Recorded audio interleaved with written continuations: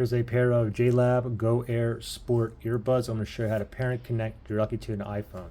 So first thing is have the earbuds in the case.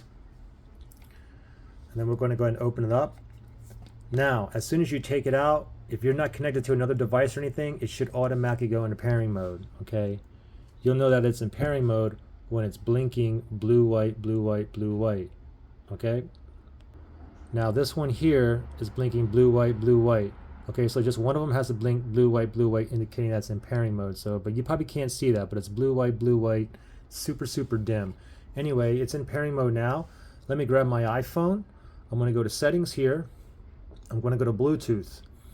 Make sure Bluetooth is turned on, and it's in pairing mode, so it should find it down here. It's searching. Oh, there it is right there, JLab Go Air Sport. So let me tap on that right there.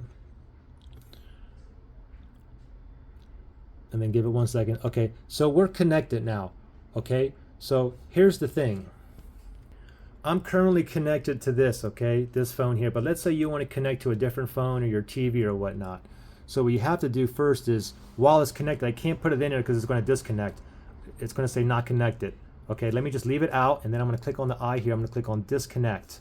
Okay, so now it's disconnected. So now, let me go ahead and grab the earbuds here, and what I'm going to do is press and hold for 3 seconds here, just both of the sensors, okay, and then you should get a pairing mode again. It should be blinking blue, white, blue, white, blue, white right here, just one of the buds. So now I can go ahead and connect to a different device.